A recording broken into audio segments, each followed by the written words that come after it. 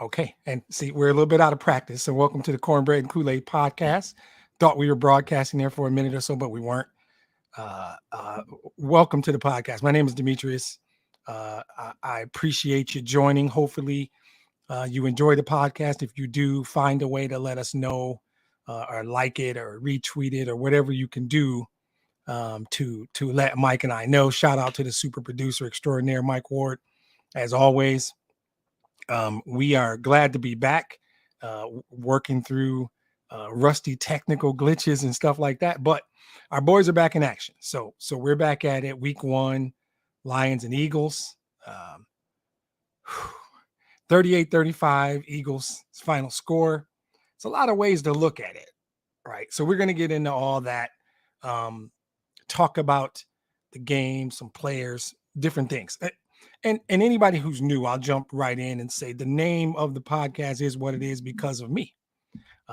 This is my team. I love my team. I'm not the guy who's going to get on here and bash them and just talk about how much I hate this guy, that guy, or this thing or that thing. You are never going to hear me say stuff like same old Lions unless I'm making fun of somebody or repeating something that someone else has said. Because there are people who I like and respect who say that. There are people who I like and respect who believe in that. I am not one of them. I do not believe the last name of the owner has anything to do with it. I do not believe this team is or has ever been cursed.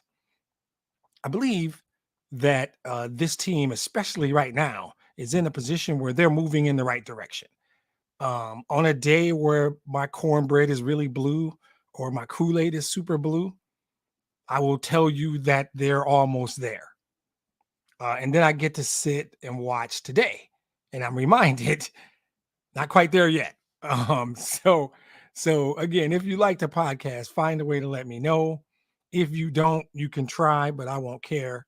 So that's on you. I'm not a big fan of the whole concept of a moral victory, right? I've already seen a couple things. I usually would jump on the Twitter or something before I get started here to get the vibe, right, of how Lions fans are feeling about it. And I've always said on this podcast, I'm not a broadcaster, I'm not a journalist, I'm a fan.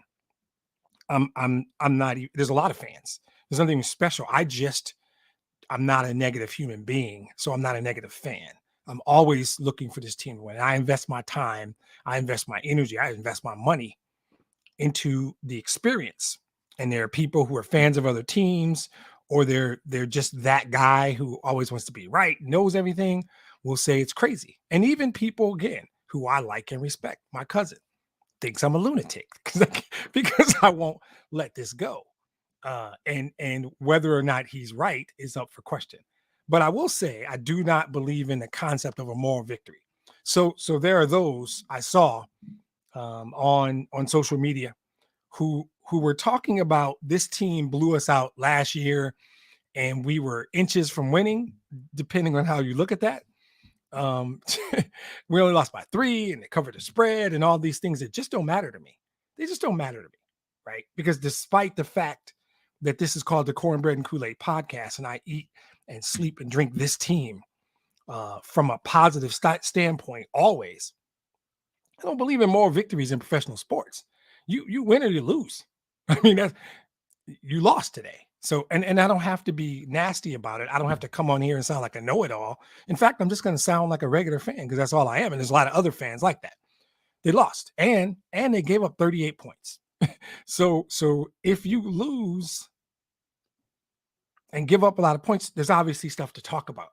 It could be literally inches like today, although I don't presume that if they stop the Eagles on that 4th down play and get the ball back, they score. Although you could, because they only need the field goal to tie it, right? And the Lions had scored on 3 straight possessions. In fact, I would imagine the Eagles coach considered that the Lions were going to score, and that's why he went for it instead of maybe punting or something. But that being said, every loss isn't a bad loss. There's something to take away. I can sit here and say they lost. I'm not going to say, oh, I don't do that. I don't really do that. That's not my thing. But I know there's things you can take out of this. There are bad things, a lot of bad things you can take out and you can find a way to get better at.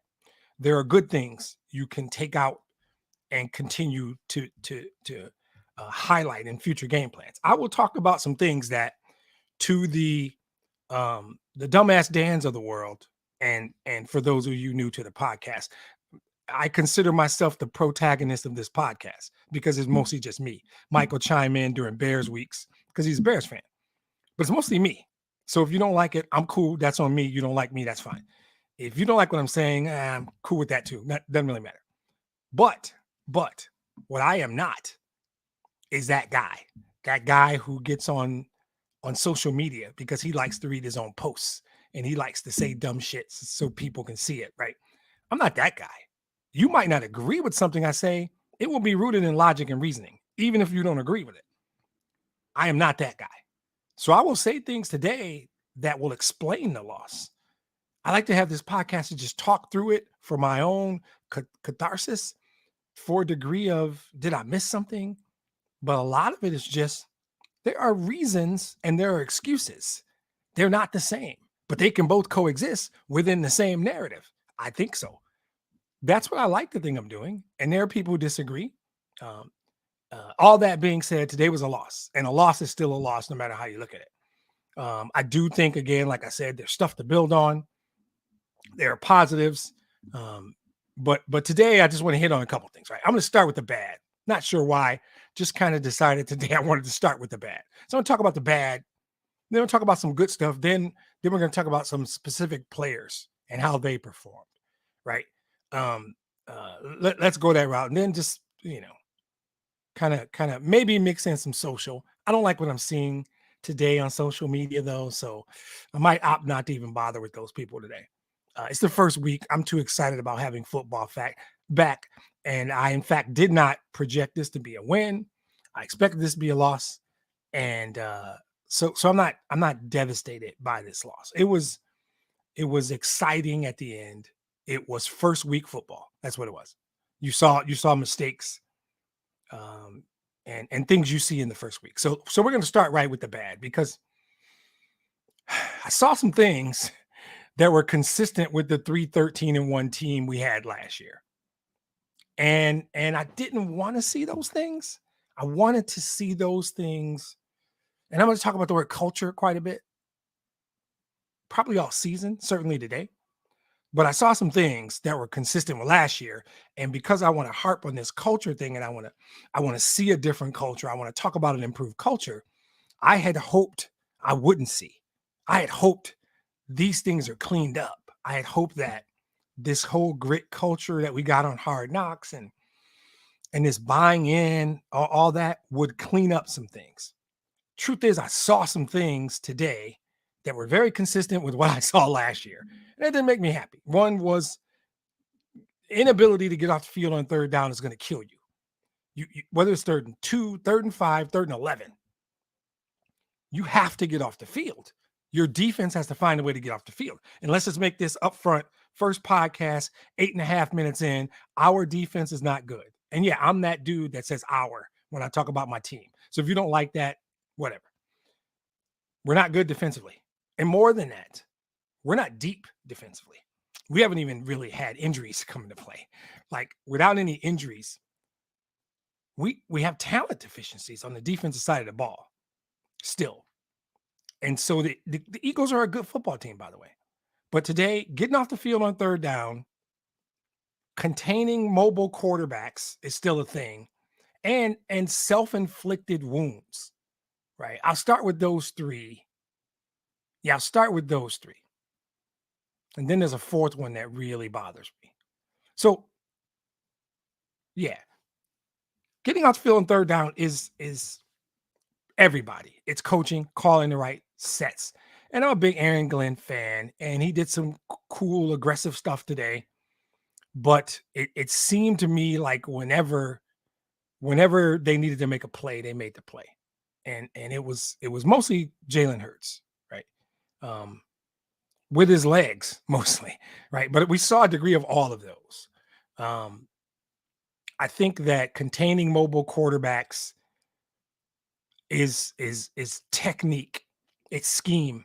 And because of the way I think Aaron Glenn's going to call scheme this year, the way this defense is structured, both from a talent deficiency and how they must play to accentuate the best parts. Best part of the defense is probably the line, unless the defensive backs are better than I think. I like pressure on the edge. I like that. So I think the defensive line in the middle of that line didn't impress me today. But it's gaps, right? It's gap integrity, which then falls on the linebackers. And I'm kind of all over because I really don't know why they can't get off the field on third down. I didn't even bother trying to explain that. I went right to mobile quarterbacks. It just seems like whenever the Eagles needed a play on third and pick a number, they got it. They got the number +2. Containing mobile quarterbacks is hard because those guys are talented. There's a reason those guys are in demand. There's a reason guys like Fields and Trey Lance went high in the draft last year. They bring another element. They bring something the defense has to worry about. And today I thought the Lions at large points of the game controlled the line of scrimmage. That's not true. They did some good things, but in doing those good things, you leave gaps that a guy like Jalen Hurts can exploit. Containing the mobile quarterbacks, they got to clean that up because they're going to see Fields twice. They're going to see a few more guys this year who can move. Aaron Rodgers can still do things with his feet, not like Jalen Hurts, but he can do things. I mean, Kirk Cousins can't. So you've got guys on the schedule who can do things with their feet, and you can't let them beat you that way, right? So containing mobile quarterbacks is a thing that is clearly a problem. But then the biggest thing I saw the second biggest thing, self-inflicted wounds, like missed tackles. I'm not going to try and explain missed tackles, drop passes. And there were a number, and none of that is before somebody like, what's the guy's name? Sorry. I'm going to rabbit hole for a second. Grant, who says he can't wait for me to make an excuse for Jared Goff. There's a guy on the Twitter feed already like trolling me. It's not about Goff. If you watch the game, you saw the drops. There were drop passes. He missed guys. Yeah, he missed guys. This is not really a big Goff thing to me. So, but I mean, we'll talk about him at some point. Maybe. But then dumb penalties, right? The backup guard had false starts on back-to-back plays. Now, I think that was the first drive and they scored anyway, so it's tough for me to beat the kid up. Tracy Walker, no excuse. No excuse for that. None. You can't hit a sliding quarterback and you can't throw a punch. Would they have scored anyway? Maybe. We don't know. I know that your play cost the Lions 15 yards and a penalty and change the field position from them, I think, just being just past the 50 into Lions territory until basically being around the 30 already in field goal range. It's an impactful play, but there were impactful plays throughout the game. There were dumb penalties throughout the game. That's coaching. You got to clean that up. You got to clean up missed tackles, players and coaches. It's not just coaches. I see young players coming in out of control, in a position to not make tackles. So you try these flailing arm tackles. This is stuff I saw last year. The whole point there were things that concerned me that looked a lot. I saw a large degree of all three of those things today. Not getting off the field on third down, not being able to contain a mobile quarterback, and self-inflicted wounds, right? Self-inflicted wounds hurt. I don't know how. The fourth one that really bothers me is you have to play a full game. You have to play 60 minutes. And they essentially took the second quarter off. That's the thing. You can't have a big gap in your play. You lost by 3 points and you basically gave away 3 possessions in the second quarter. Well, you did nothing. And I don't know. Is that the play calling? Do I look at Ben Johnson? Because if I blame play calling, then I'm going to have to give him a whole bunch of credit for the adjustments he made at halftime and how well the offense looked in the second half. Maybe. I don't know. Goff didn't light up the world in the second quarter. But if you effectively give away the second quarter, you're not going to beat a good team. You're just not. I don't know how you want to quantify the interception, right? It depends. Like I said, Goff was inconsistent. I saw at least 4 drops, but Goff wasn't. But what I saw in that play and a couple others were disconnects. Whether it was Shark or I think one of them might have been Hawkinson. Goff thought a guy was going to one place and he wasn't there. So that ball gets tipped right into the hands of another defender. That's a good defensive play. I'm not going to bash Jared Goff for the interception. That was a good defensive play. But I also saw miscommunication. And that could just be first game stuff, could be new player stuff. Okay. Whatever was happening on the back end of the defense that said nobody cover AJ Brown, I need you to fix that.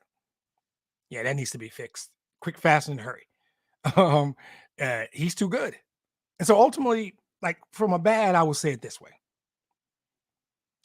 You are not talented enough as a football team to bring a B- effort. And that's what I'm going to say today, because there were times when they looked really good.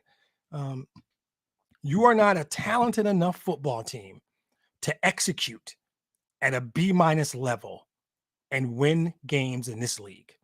You will not beat good teams if you play B- football, right? I didn't love the onside kick, for example. I get what he's trying to do. That's his whole, I trust my guys, I'm going after a win thing. But on the field for 60 minutes, if you measure it out, there was some good stuff. There was some bad stuff. I will give them a B-. And the reality is, Eagles didn't turn the ball over. They didn't make any monumental mistakes. B- isn't going to beat a good team. You're not talented enough to beat a good team. So what's the goal? Clean up a bunch of the dumb stuff, the penalties, the drops, the missed tackles. When you have to face mobile quarterbacks, be better and make plays. Make plays sounds weak and easy, but that's what it is. Make plays, because B- effort might get you to 6-11. You're going to need to play A+ game. You have some bad teams on your schedule. So yeah, B- effort might beat some lesser teams. I happen to think the Eagles are a pretty talented team. And you run the ball really well. But you did a lot to help them today. You did a lot to hurt yourself / help them today. That's what you clean up. So you take all the bad I just talked about and say, what do we work on? Just gave it to you. Be more consistent. Play 64 minutes. Figure out gap integrity is the term. Do your job. And Jalen Hurts isn't running all over the field, right? Containing a mobile quarterback is a big, big deal. Get off the field on third down. Find a way on third down when you need to make a play to make the play. That's all you got to do. Don't beat yourself. Get off the field on key plays and figure out how to contain mobile quarterbacks, and then be consistent. I would respect it more if you sucked the whole game and got no, that's not true. Nope, I would not. I need more consistent play. B- effort is not going to win you a lot of games in this league. So, all right, let's get to the good, because there was some good. It's not a ton, and you can disagree with me, but you know the name of the podcast and you know how I get down. I believe there was good. So we're going to talk about it. Start with the obvious, because I don't even want to look at the Twitter games. I don't even want to look at. There are guys up there doing it already. I saw one said, "Don't you dare talk about grit. Don't you dare talk about how they came back." Except that stuff's important. And if you don't believe it's important, we just disagree. It's okay. I don't know if it's a right or wrong. They fought back. They were down 31-14 late in the third quarter. Last year's team rolled over and took the beating. Other teams would roll over. But I did not believe down 31-14 the game was over. And that's not me being Corn Brady. That's how I am. I thought, make a play. Make a play. But, guys like Grant can keep posting, this is typical Lions. This is not typical Lions. This is a young team who still has talent deficiencies, still trying to figure out how to win. And they played a B- game and lost by 3 to a good team. A team that might win that division, a team that will almost certainly be in the playoffs. Is that growth? Is that luck? Does it even matter? I don't know. I believe that when that team was down 17 and they scored on 3 straight possessions, that was meaningful. I believe that if they make that stop on 4th and 1, they've got the ball with over a minute and all they need is a field goal. I believe that's important because there is a process that you get to. And they're coming from the disaster that Bob Quinn and Matt Patricia left 18 months ago to building something. And I see a huge talent jump. But a talent jump from 1 or 2 level talent to 5 level talent is a huge jump. Still not good enough to win with a B- effort. I love that they came back and put together a 14-play drive when they went down 31-14. That was them screaming, that's the kneecaps. That's the we're not giving up. That is the you can think you have us until the clock says zero. Literally, it's not over. And that's important. It wasn't important today. No, it was important today. It did not impact the game the way we wanted it to today, but it's very important. There's still a lot of work to do. Guys, I can't.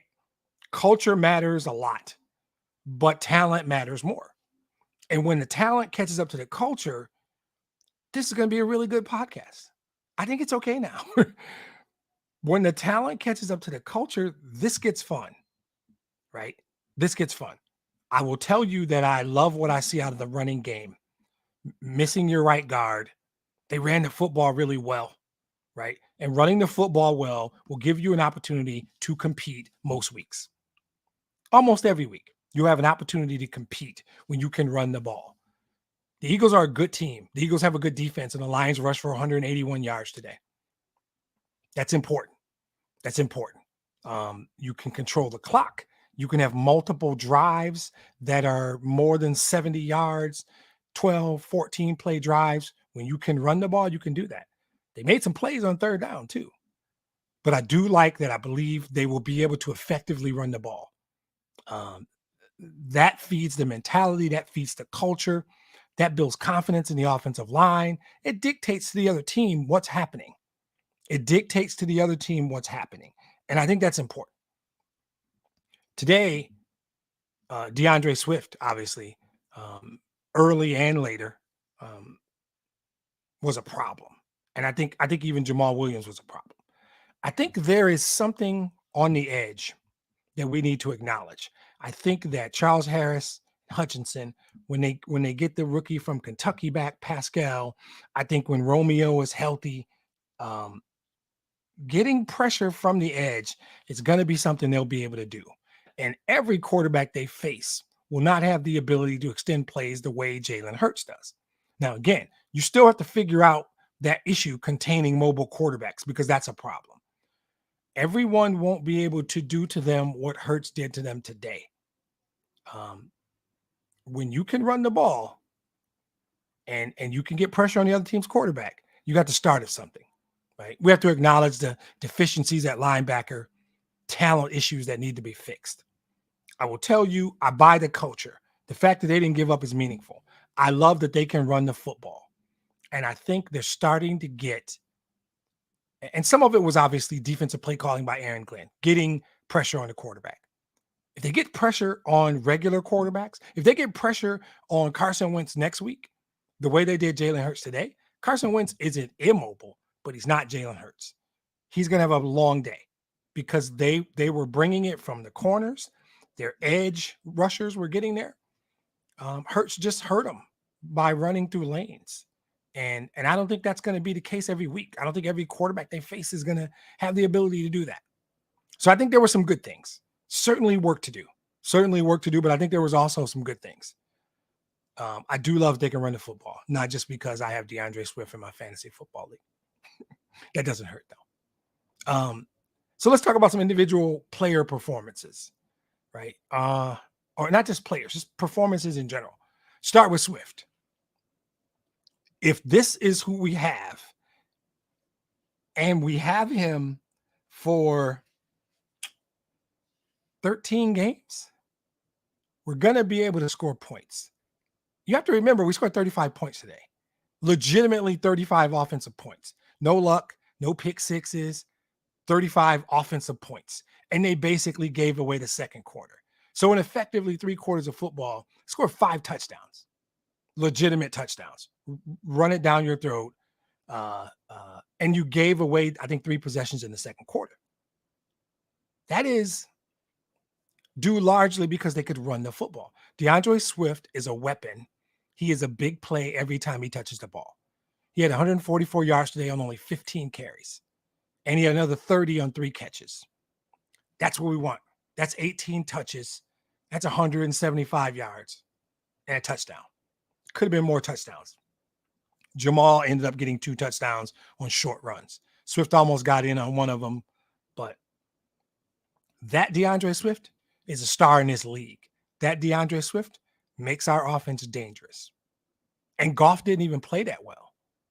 And the whole offense didn't play well in the second quarter. That DeAndre Swift performance today is important.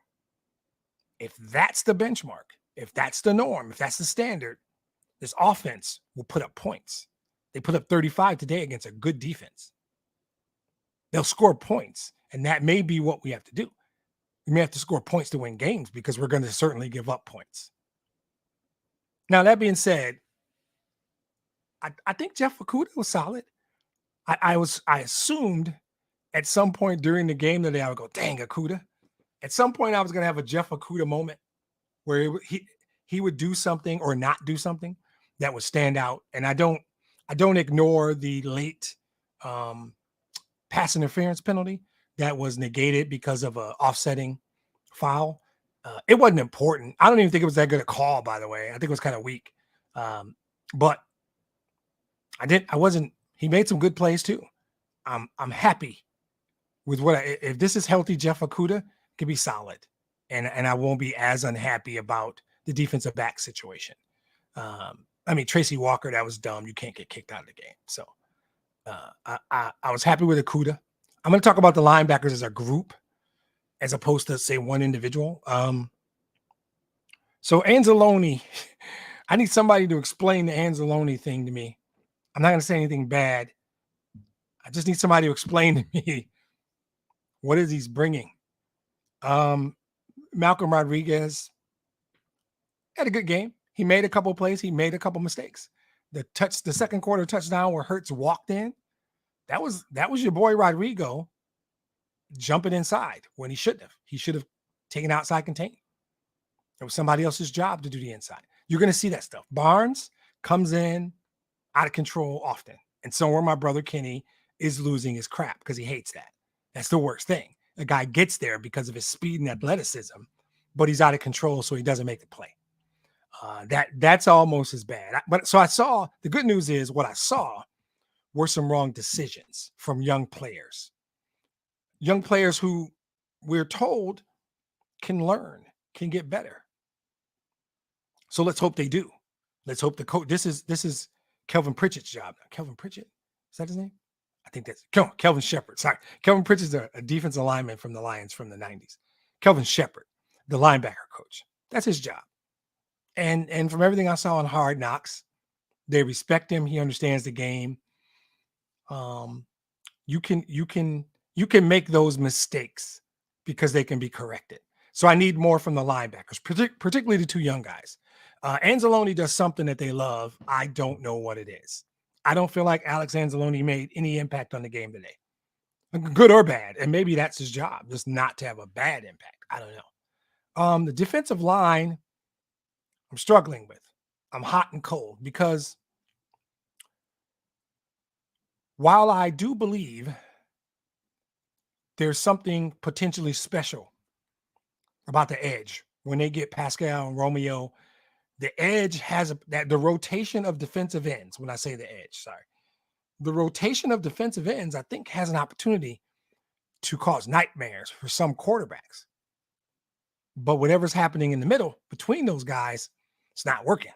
Now, could it be scheme? Could be scheme. Could be players. I don't know. I have to look at the grades for Lee McNeil and guys in the inside.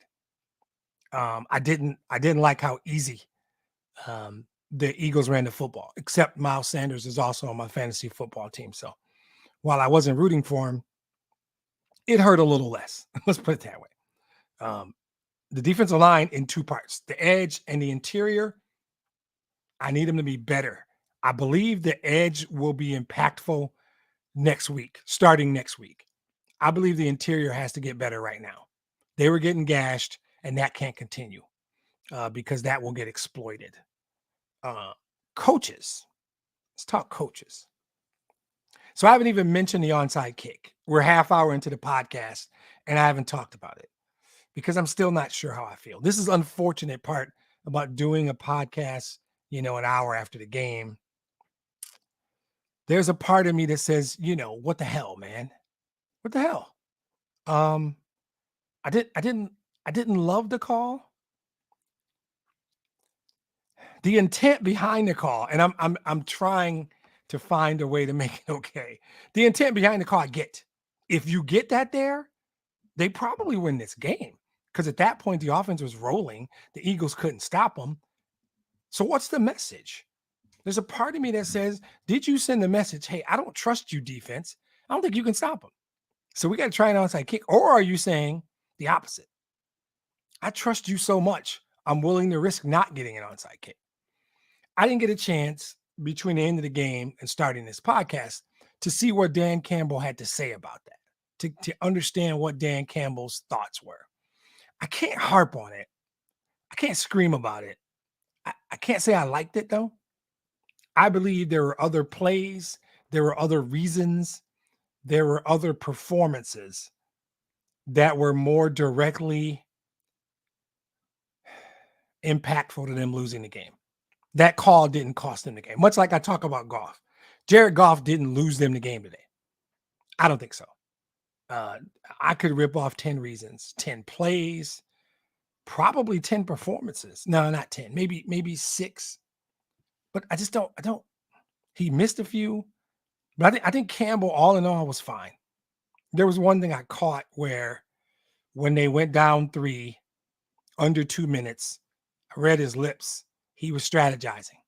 He recognized he only had 2 timeouts. He was starting to think about which, I loved Jim Caldwell, and I always hear people say from Sunday night to Sunday morning, Jim Caldwell was a great coach. But during the 3 hours of the game, they questioned whether he had his arms around everything. That moment that I caught Dan Campbell looking up at the clock, he was walking, he was thinking, you could tell. Whatever people think about him, the way he carries himself, the way he talks, his whole thing, I'm gaining more and more respect that I think he's a quality coach. I still go back to the talent. I don't think Campbell cost him the game today either. So, Aaron Glenn, I like what he tried to do. See, here's the thing about Aaron Glenn. When he gets the talent to execute what he wants to do, defense problem might be it's too late because he might have a head coaching job next year. It might be too late. I don't know. I like what he was trying to do. I like aggressiveness. I don't mind putting the defensive backs in one-on-one positions. And despite what A.J. Brown did today, I like it because you were getting pressure on the quarterback. And this guy in particular, you had to do that. And I think what we saw today, the defensive performance today would win most games, would cause problems for most quarterbacks. But then the question becomes, he knew who he was facing. Why was there no adjustment for Jalen Hurts? Might just be that's easier said than done.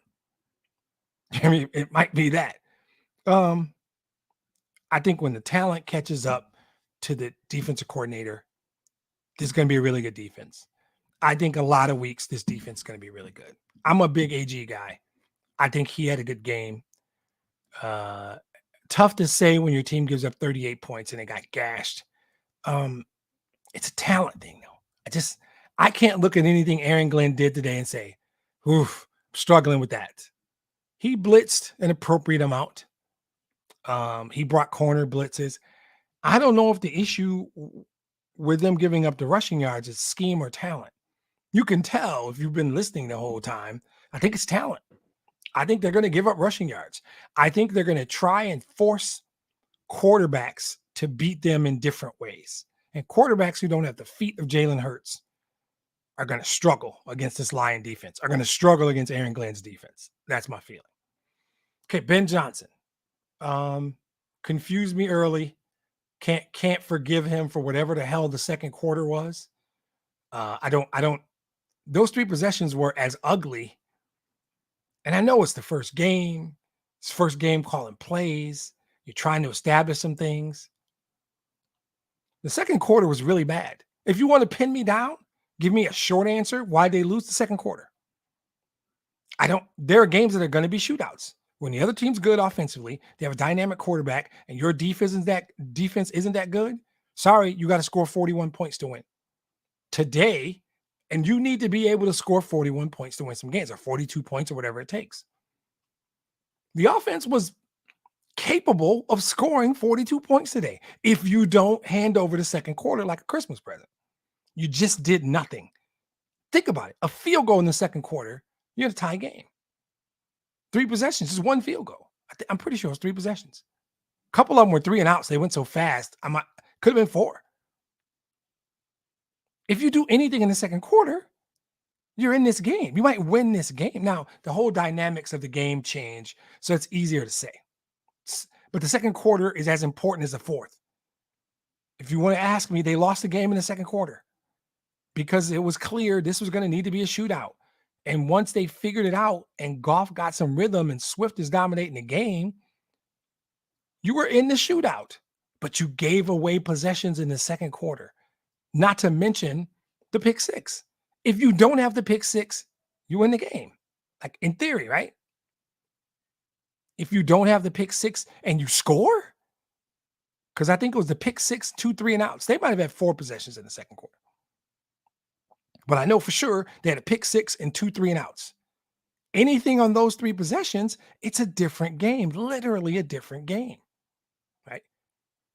I need consistency from the offensive play caller, short version. He went into halftime, figured out something. I need that to carry over because the team that played in the second half, that team can play with anybody. That team can play with anybody. Is it him? Don't know. Did something happen with Goff? Don't know. I know that it was way better in the second half than it was in the first. So Ben Johnson, simple. Consistency in play calling, consistency in offensive efficiency, whatever that means, right? Oh, and finally, so we'll go to Goff. I wasn't going to skip Goff. I don't know how much time I'm going to take, though, because this is my feeling. And I already told you about Grant, and I saw 2 more. I glanced up at 2 more.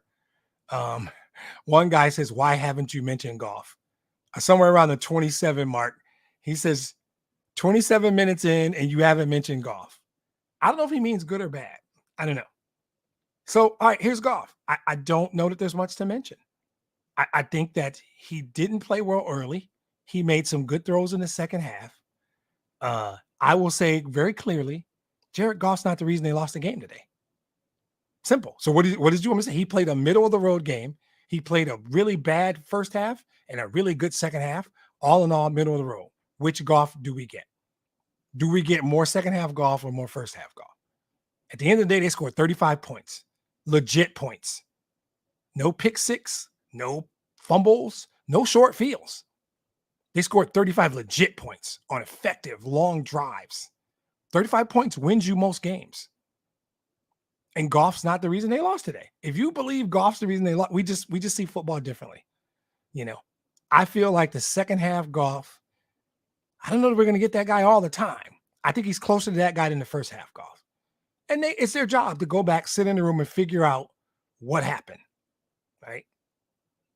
The Goff that played in the second half is going to win games for this team. The team that played in the second half can win games. He was 21 of 37, 215, 2 touchdowns and an interception.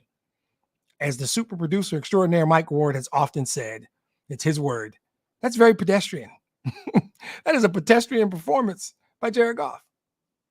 But I'm okay with that. My feeling is still, people ask me, are you a Goff guy? I guess the answer is yes. I guess. And I only say I guess because I don't compare Jared Goff to other quarterbacks, not other quarterbacks on other teams. I certainly do not compare him to, wait for the obligatory Matthew Stafford reference. And there you got it. I don't compare him to Stafford. I'm not going to do that. I'll do that another day. I know who Jared Goff is. I think we're going to get something closer to 2018 Jared Goff, something closer to the second half of today's game, Jared Goff. What I know is that if our defense was better, we would have won today. If our defense had played better, we would have won today. If the miscommunication doesn't happen on the pick 6, we might win today. If the offense coordinator calls a better game in the first half, we might win today. If we make one of 6, 7, 8 third down plays and stop the Eagles, we would have won today. I cannot point to a play. The 3 plays that jump out, unless you blame him for the pick 6, then okay, you win. 3 plays that jump out happened on possessions that ultimately ended in touchdowns. He overthrew somebody who was wide open on one play.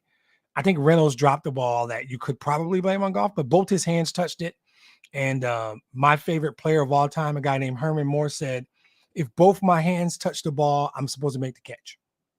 And I go by that principle. If both your hands touch the ball, you should make the catch. So I don't look at Goff's play today and say, Goff was the reason they lost. Now, had they stopped the Eagles on 4th down, scored, I wouldn't have said Goff was the reason they won. Pedestrian effort. Didn't lose the game. You could say didn't win the game. I would say he scored 35 points.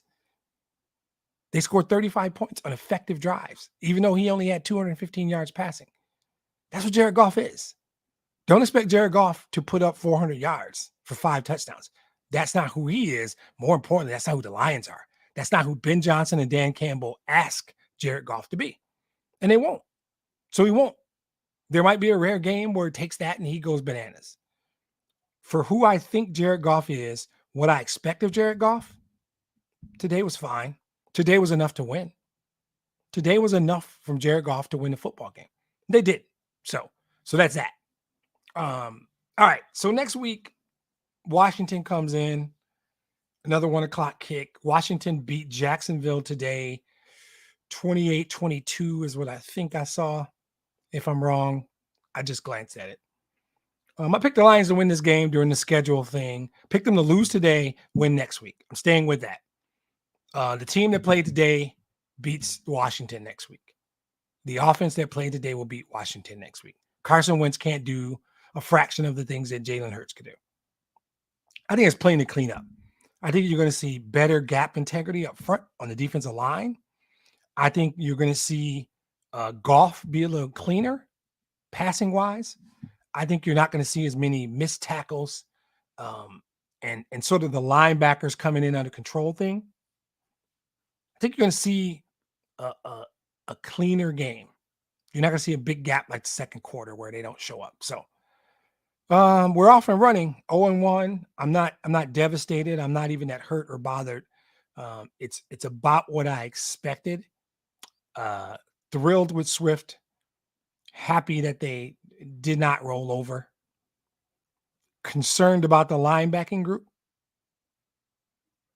Concerned about some things I saw that reminded me of last year. But all in all, I don't believe that there's such thing as a good loss. Loss is a loss. That's okay. So the cornbread wasn't piping hot today. I'm getting back into the swing. Had to take some time off. But gonna be okay. And we're back at it. Personal thanks to everybody for all the thoughts and prayers during the tough time. They were appreciated and felt. We will continue to move forward. Basically, grace of God and people's prayers. Life can throw you curveballs, and I just say to everybody, just don't ever lose your faith. Keep pushing forward. We'll keep doing this because this is something that makes us happy. So again, as always, thank you for listening. Thank you for watching. If you liked, if you follow, if you tweet, retweet, I'll take it all. It's very much appreciated. Thanks as always to the super producer extraordinaire, Mike Ward, my guy. There would be no Cornbread and Kool-Aid podcast without Mike Ward. That's why he will always get the shout out. He will always get the kudos. Thank you for listening again. Hope everybody has a good day and enjoy football's back. Life is good again. And we will see you next week after the Redskins game. Take care.